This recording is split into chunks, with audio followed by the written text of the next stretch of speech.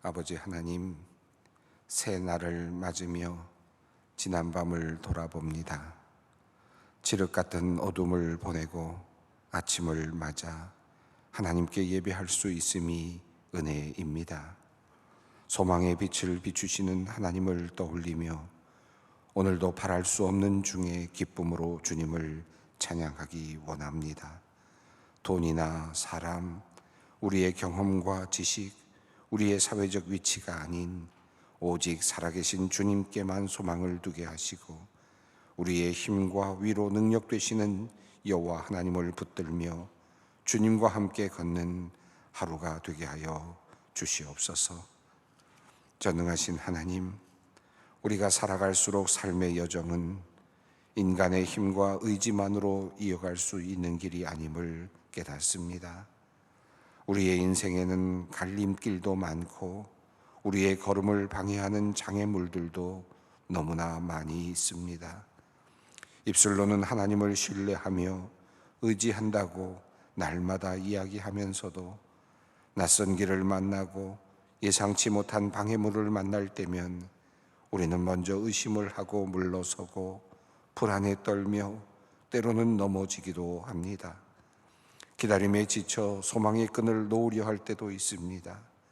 한 발자국도 움직일 수 없을 만큼 두려움에 사로잡힐 때도 또한 있습니다. 그러하오니 주님, 우리에게 믿음을 주시옵소서. 더 큰 믿음이 필요합니다. 길을 걷다 보면 때로 오래 기다려야 할 때도 있고 바라지 않았던 고통과 아픔을 만날 때도 있고 뜻하지 않은 오해나 비난으로 억울할 때도 있습니다. 주님, 그때마다 우리가 하나님의 약속을 단단히 붙들게 하여 주시기를 원합니다. 우리 믿음의 선조들이 그러했던 것처럼 믿음은 바랄 수 없는 중에 신실하신 하나님의 약속을 붙드는 것임을 이 아침 다시 한번 마음에 새기게 하여 주시옵소서. 나라의 사정이 어려운 중에도 이 믿음을 우리가 가지고 기도하기 원합니다. 우리의 사업과 가정의 어려운 상황 속에서도 이 믿음 붙잡고 기도하며 나아가기 원합니다. 주님, 그러하오니 오늘 이 시간 우리에게 큰 믿음을 허락하여 주시옵소서. 사랑의 하나님, 우리 가정을 위해 기도합니다. 우리 가정이 사랑과 신뢰로 세워진 공동체임을 늘 기억하며 살게 하여 주시옵소서. 무엇보다 우리의 가정이 한 사람만의 일방적인 희생만으로 건강하게 세워질 수 없음을 우리가 압니다. 우리의 가족들, 구성원들 모두가 사랑으로 서로 눈을 맞추며 서로를 돕고 이해하며 나아가게 하여 주시옵소서. 때로 갈등이나 다툼이 생기더라도 서로를 존중하며 지혜롭게 해결해 나갈 수 있도록 성령께서 소망의 모든 가정에 은혜를 베풀어 주시옵소서. 주님께서 사랑하시는 소망의 성도들을 위해 간절히 기도합니다. 몸이 아픈 사람, 마음이 아픈 사람, 그리고 그들을 보며 또는 간호하며 마음이 상한 사람, 지친 사람이 있습니다. 원망과 좌절로 힘든 시간을 보내는 가족들도 있습니다. 하나님, 아프고 병든 이들을 위해 기도하는 성도님들의 기도를 들어주시옵소서. 수로보니게 여인의 믿음처럼 땅에 떨어진 부스럭이라도 먹겠다는 심정으로 간절히 주님의 발 앞에 엎드린 성도님들을 주님께서 긍휼히 여겨 주시옵소서. 갑작스러운 사고나 질병으로 영혼이 놀라고 마음이 막막한 사람들, 계속되는 치료에도 변화가 없어서 절망하고 있는 사람들, 하나님, 이들을 주님께서 위로하여 주시고 이들에게 새 힘을 허락하여 주시옵소서. 또한 치료를 받고 있음에도 상황이 나아지지 않아서 절망 중에 있는 이들도 있습니다. 위로하여 주시고 하나님의 전능하심과 사랑을 두 눈으로 확인할 수 있는 은총도 또한 베풀어 주시옵소서. 영적 어둠의 시간을 걷는 성도들이 있습니다. 숨쉬기도 힘들 만큼 답답하고 외딴 섬에 혼자 버려진 것 같은 외로움 속에 갇힌 이들을 주님 불쌍히 여겨 주시옵소서. 활기차던 신앙의 모습이 모두 사라진 채로 오늘도 메마른 뼈만 가득한 죽음의 골짜기를 하염없이 걷고 있는 이들에게 다시 영적인 호흡을 불어넣어 주시옵소서. 언제나 함께 하시는 주님의 따뜻한 시선과 손길을 느끼며 살 수 있도록 모든 감각을 새롭게 하시고 회복시켜 주시옵소서. 하나님, 건강검진으로 대장암을 발견하여 수술을 기다리는 집사님이 있습니다. 갑작스런 진단 결과가 참으로 당황스럽습니다만 감사하게도 일기에 발견이 되어 수술로만 제거할 수 있게 인도하여 주심을 감사드립니다. 좋은 의사 선생님도 만나게 하시고 수술을 통하여 깨끗하게 치유되게 하여 주시고 이를 통해 집사님의 마음에도 큰 믿음이 자라나게 하여 주시옵소서. 남편을 위하여 기도하는 권사님의 기도를 들으시고 또한 응답하여 주시옵소서. 아버지 하나님, 검진을 통해 대장의 암이 발견된 성도님을 위해 또한 기도합니다. 신속히 제거해야 했던 선종이 의료진의 치료 지연으로 말미암아 암으로 발전되어 안타까운 마음이 큽니다. 빠른 시일 내에 수술 일정이 확정되게 하시고 의료진의 손을 붙들어 주셔서 정확한 진단과 깨끗한 수술이 속히 이루어지게 하여 주시옵소서. 수술이 일정이 다가올수록 마음이 무너져 또 두려워하며 또 힘든 시간을 보내고 있기도 합니다. 주님께서 마음을 강하게 하시고 믿음 안에서 평안을 누리게 하여 주시옵소서. 모든 치료의 과정에 주님 함께 하시고 역사하여 주시옵소서. 하나님, 이제 말씀을 듣습니다. 생명의 말씀 받아 참 기쁨을 누리는 오늘 이 아침 되게 하시고 말씀을 받아 실천함으로 참된 복을 얻는 오늘 우리의 하루가 되게 하여 주시옵소서. 우리 주 예수 그리스도의 이름으로 기도 올리옵나이다. 아멘. 오늘 우리에게 주시는 말씀입니다. 누가복음 8장 4절로 8절 말씀입니다. 누가복음 8장 4절로 8절 말씀입니다.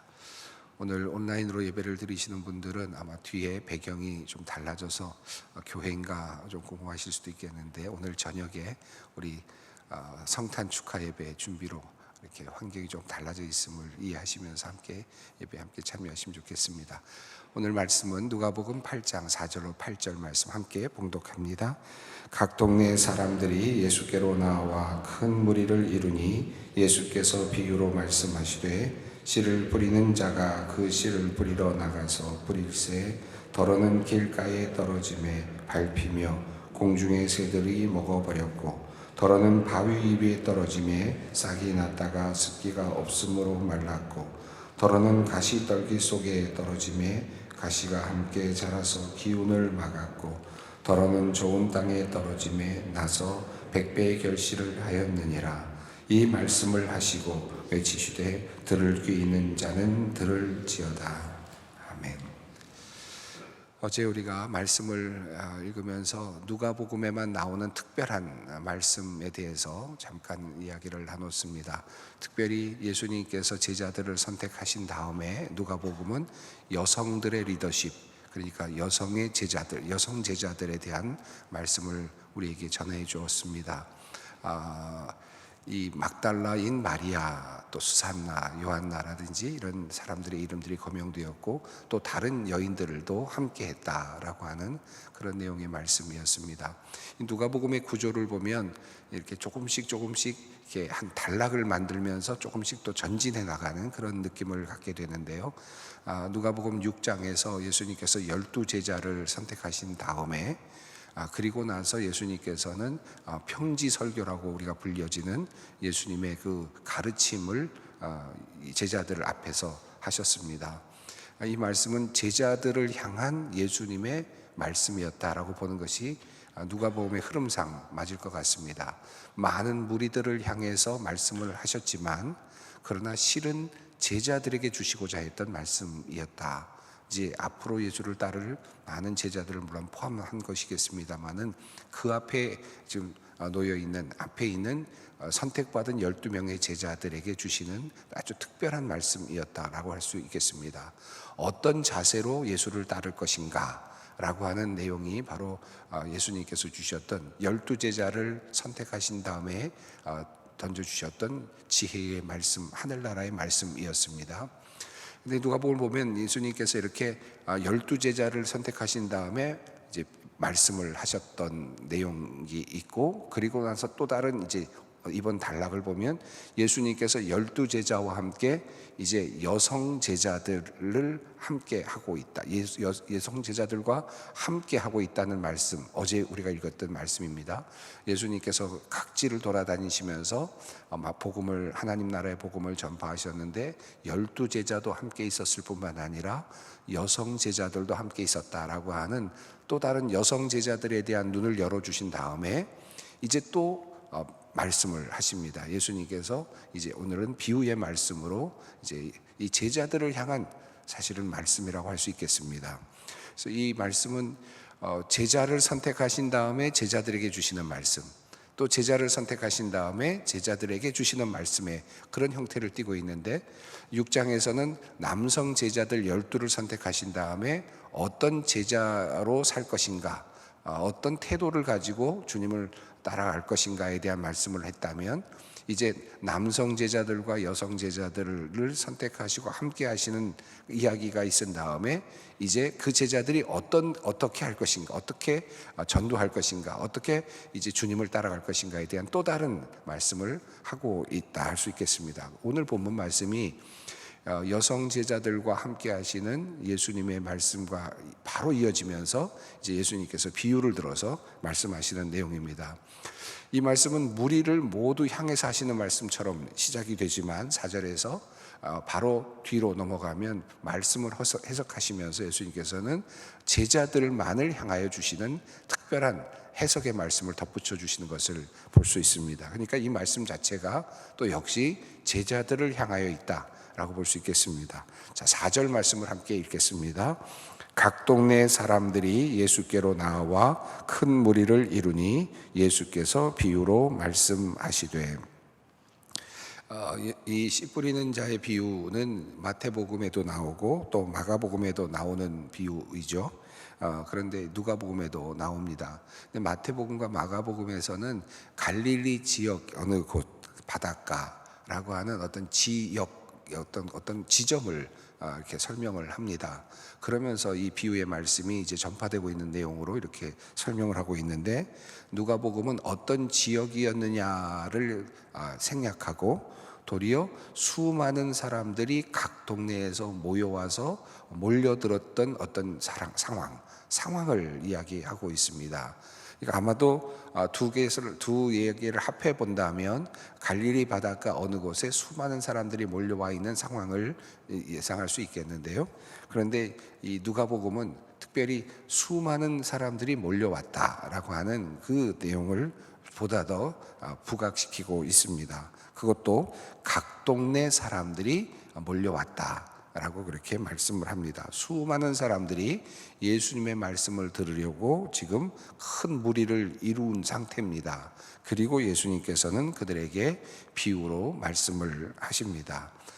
그런데 정작 예수님께서는 지금 이 수많은 사람들에게 말씀을 전하고는 계시지만 지금 정말 이 말씀이 들어가기를 원하는, 그리고 이 말씀을 받기를 원하는 대상은 제자들입니다.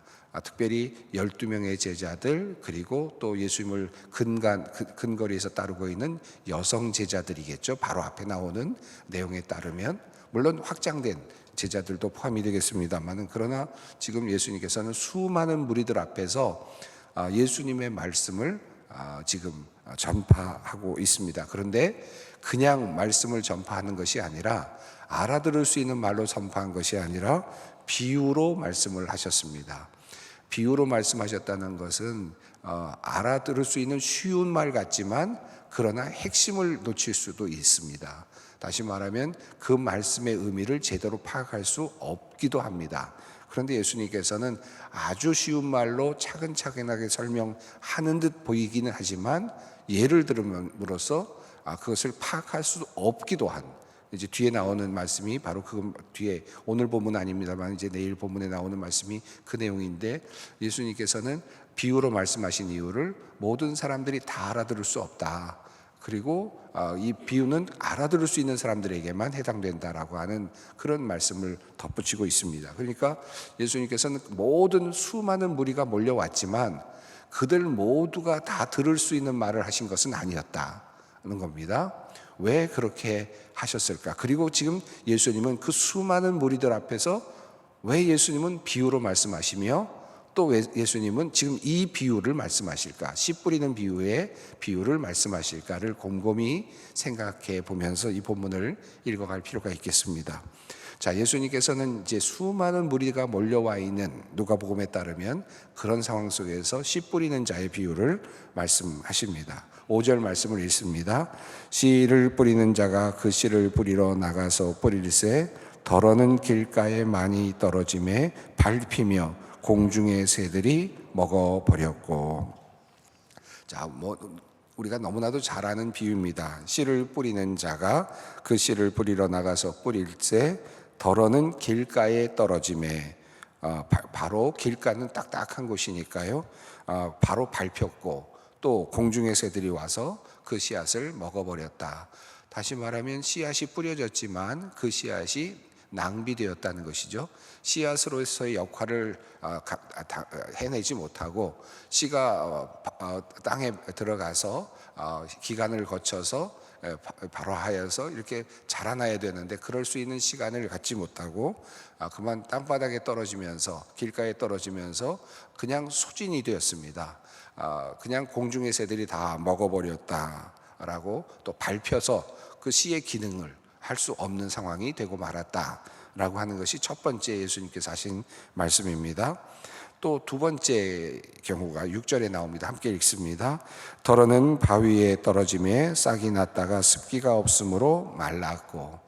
조금은 다른 환경인데 바위 위에 떨어졌습니다. 바위 위에 떨어졌는데 우선 바위에 어느 정도의 습기가 있었는지 발화는 했지만, 그러나 싹이 잠깐 났지만, 그러나 더 이상의 물이나 또는 습기나 이런 것들이 없음으로써 또 뿌리를 내릴 수 없었기 때문에 결국은 말라서 비틀어져 버렸다. 결국 발화가 됐지만, 싹이 났지만 결국은 이 생명력을 잃어버리고 말았다라고 하는 내용입니다.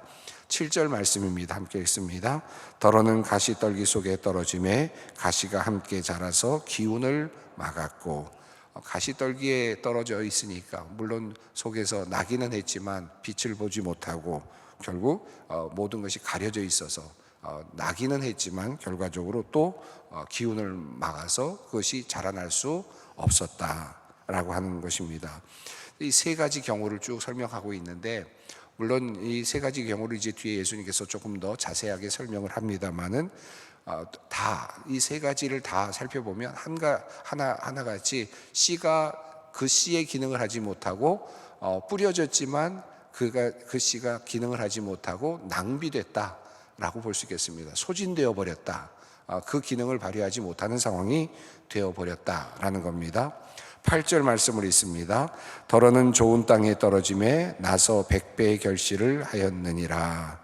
이 말씀을 하시고 외치시되 들을 귀 있는 자는 들을지어다. 들을 귀 있는 자는 들을지어다라는 말씀이 이제 이 대목에서 나오는데요. 좋은 땅에 떨어짐에 100배의 결실을 얻었다. 100배의 결실이 일어났다. 자, 이렇게 되어 있습니다. 우리가 이 본문을 읽으면서 우선 항상 우리가 늘 보아왔던 것은, 그래서 어떤 밭이 될 것이냐, 우리가 어떤 밭으로 어떻게 좋은 땅이 될 것이냐에 대해서 늘 관심을 갖고, 말씀을 받는 사람이 우리들이기 때문에, 성도들이기 때문에 우리가 좋은 땅이 되어야 되겠다라고 하는 그런 관점에서 늘 이 본문을 우선적으로 읽게 됩니다. 늘 반성하는 마음으로 주님의 말씀이 내 안에 던져지지만, 그러나 길가 같은 마음이면 그 말씀이 발화하지 못하고 또 바위 위에 떨어져도 나무 가시떨기에 떨어져도 결국은 하더라도 제대로 자라내지 못하니까 내가 좋은 땅이 되어야 되겠다라고 하는 그런 마음으로 이 말씀을 읽습니다. 우선 1차적으로 우리는 그렇게 이 말씀을 읽는 것이 우선 적절한 하나의 적용이라고 할 수 있겠죠. 그런데 이 비유를 항상 우리가 제목을 보면 이 비유는 씨 뿌리는 자의 비유입니다. 그러니까 좋은 땅에 대한 비유가 아니라 씨를 뿌리는 자의 비유입니다. 씨를 뿌리는 자의 관점에서 보아야 된다는 건데요. 씨를 뿌리는 자가 씨를 뿌리러 나갔는데 여러 곳에 씨를 뿌렸습니다. 그런데 이 씨가 굉장히 많이 낭비가 됩니다. 길가에도 뿌려지고 또 바위 위에도 뿌려지고 가시떨기에도 뿌려지고 때로는 좋은 땅에도 뿌려지는 거죠. 그러니까 여러 곳에 다양하게 뿌려지는데 사실은 낭비가 심한 상태입니다. 씨를 뿌리는 사람이 이렇게 뿌리면 사실은 이거는 경제적이지 않죠. 좋은 땅을 잘 골라서 거기에 집중적으로 씨를 뿌려야 되는 것이 맞지 않습니까? 그리고 길가에는 뿌리면 안 되죠. 그런데 그냥 길가에도 뿌리고 바위에도 뿌리고 다 뿌렸다. 이걸 해석하기 위해서 당시에 그 고대 그 이스라엘 지역의 농사법을 가지고 설명하는 분들도 있습니다. 그냥 일단 다 뿌려놓고 그런 다음에 그 기경을 해서 그렇게 했기 때문에, 그래서 흙을 섞는 일을 했기 때문에, 그런 방식의 농사를 지었기 때문에 그냥 막 뿌렸을 것이다 이렇게 해석을 하기도 하지만, 여기서 중요하게 봐야 될 것은 저는 낭비되고 있는 씨앗이라고 할 수 있겠습니다. 낭비되고 있을 만큼 버려지고 있는 씨앗들이라고 할 수 있겠습니다. 씨를 뿌리는 사람이 그냥 씨를 뿌리고 있다는 겁니다. 열심히 씨를 뿌리는데 문제는 어떤 것은 씨가 발할 수 없는 것인데도 불구하고 씨를 뿌렸다는 겁니다. 이렇게 씨를 뿌렸는데 좋은 땅에 떨어짐에 100배의 결실을 얻었다라고 이야기를 합니다. 씨를 뿌리는 사람이 이렇게 낭비를 했음에도 불구하고 좋은 땅에 떨어지면 그 씨는 100배의 결실을 한다는 겁니다. 한 그루의 나무라고 할지라도 그곳에서 100배의 결실이 날 수 있다라고 하는 그런 말씀이죠. 앞으로 돌아가서 4절에서 각 동네 사람들이 예수께로 나와 큰 무리를 이루었다라고 말씀을 했는데, 예수님께서 비유로 말씀을 하셨습니다. 자, 예수님께서 이 비유를 말씀하실 때 말씀을 뿌리는 거죠. 지금 말씀을 뿌리고 계십니다. 이 비유의 말씀을 지금 던지고 계시는데, 지금 수많은 사람의 무리가 모여왔는데 거기에 어떤 존재가 있을까요? 길가와 같은 사람도 있고, 그리고 지금 또 이 바위 위에 같은 존재도 있고 가시덤불과 같은 존재도 있었겠죠. 수많은 사람들이 모여왔지만 예수님은 그들이 모두 다 말씀을 들을 거라고 기대하지를 않습니다. 않고 계시는 겁니다. 그 기대를 버리신 상태입니다. 예수님께서는 도리어 그 모든 사람들이 다 이 말씀을 듣고 다 한 번에 구원받을 거라는 생각을 하지 않으십니다. 물론 모두를 구원하시기를 원하시지만 예수님은 수많은 사람들이 몰려온 그 사람들을 보시면서 그 모든 사람들이 한꺼번에 이 말씀을 다 받을 거라는 기대를 하지 않습니다. 그리고 이 비유를 말씀하시는 거거든요. 그러면서 예수님의 기대는 뭡니까? 한 명이라도 받으라는 겁니다. 하나라도 받아라. 이 말씀을 하나라도 잘 받을 수 있다면 나는 뿌린다는 겁니다. 예수님이 지금 그것을 지금 기대하고 있다는 거거든요. 그리고 한 명이라도 좋은 땅으로 이 말씀을 받을 수만 있다면, 그러면 나는 이 말씀을 낭비하더라도 뿌리겠다는 겁니다. 핵심은 뭐냐 하면 이 말씀, 이 좋은 이 씨앗이 갖고 있는 생명력입니다. 이 씨앗이 받아들여지지 않을 때는 아무런 역할을 못하고, 그리고 새에게 먹혀질 때는 아무런 역할도 못하고, 그냥 그렇게 그냥 조그마한 것에 불과하지만, 그런데 이 씨가 좋은 땅에만 들어가면 어마어마한 능력을 발휘한다는 겁니다. 어마어마한 생명력을 만들어내서 어마어마한 100배의 결실을 이루게 된다라는 것이죠.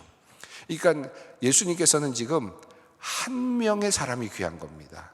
이 말씀을 받아들이는, 좋은 땅으로 이 말씀을 받아들여서 이 말씀 안에 들어있는 이 생명의 씨 안에 들어있는, 이 씨앗 안에 들어있는 생명력을 받아들이면서 그 생명력을 살려내서 어마어마한 나무로 키울 수 있는 바로 그 땅이 필요한 겁니다. 그래서 예수님께서는 지금 그 땅이 되라고 말씀을 하시는 거거든요. 그 땅이 되라. 그러니까 우리가 좋은 땅이 되어야 되겠다라고 하는 앞선 결론에 같은 맥락에 도달을 합니다, 결과적으로. 근데 중요한 것은 예수님은 지금 씨를 뿌리는 자의 관점에서 내가 씨를 뿌리지만 기대하지 않는다는 거죠. 모든 사람들이 다 모든 땅이 다 땅의 그 모든 씨앗들이 다 발화를 할 것이라고 기대하지 않지만 이 씨들에게는 모두가 다 생명력이 있습니다. 길가에 버려진 그런 씨가 생명력이 없었던 것은 아닙니다. 그것이 능력이 없었던 것도 아닙니다. 그런데 길가에 버려졌기 때문에 그것은 생명이 드러나지 못했을 뿐이죠. 그런데 좋은 땅에 들어간 것은 생명력을 발휘했고 어마어마한 능력을 보여주었습니다. 그래서 100배의 결실을 맺었다라는 겁니다. 지금 예수님께서는 수많은 사람들이 몰려와 있는 상황 속에서 이 말씀을 전하시면서 내가 지금 씨를 뿌리는데 너희들 중에 이 씨를 받아서 생명으로 키워낼 사람이 몇 명이나 되겠느냐를 묻고 있는 것 같아요. 그리고 이제 뒤에 이어지는 내용을 보면 바로 제자들에게 그 얘기를 이제 집중적으로 하십니다. 바로 너희가 그 사람들이 돼야 된다. 너희가 바로 그 존재가 돼야 된다라고 하는 것으로 예수님께서는 이제 이야기를 끌고 나가시죠. 그러니까 100배 결실을 맺는 좋은 땅. 그러나 예수님은 그럼에도 불구하고 수많은 사람들에게 역시 말씀을 증거하십니다. 집중하시지만, 그러니까 예수님께서는 제자들에게 집중도 하시지만 동시에 수많은 사람들에게도 또 말씀을 증거하십니다. 예수님께서 12명의 제자들을 선택하셨다 6장에서 그렇게 나왔는데, 그런데 그 다음에 여성 리더십들이 나오지 않습니까? 여성 제자들도 나오지 않습니까? 그러니까 12명에게만 예수님이 한정한 것은 아니었습니다. 말씀을 받고 하나님의 은혜를 누리는 또 다른 제자들도 있었다는 뜻 아니겠습니까? 확장될 것입니다. 또 그 무리들 중에 지금 그 갈릴리 바닷가라고 생각되는 그 자리에서 말씀을 듣고 있는 사람들 중에 또 역시 좋은 땅처럼 그 말씀을 받고 생명력을 가지고 자라날 또 다른 어떤 땅들도 있었겠죠. 예수님은 그것을 바라보십니다만은 모두는 아니다는 겁니다. 이 말씀하시는 이유가 뭡니까? 이제 제자들에게 너희도 그렇게 살 것이다. 너희도 그런 마음으로 복음을 뿌릴 것이다. 너희도 그런 마음으로 복음을 뿌려야 한다. 너희도 그렇게 복음의 전사가 되어야 된다라고 하는 이야기를 지금 하고 계신다 할 수 있겠습니다.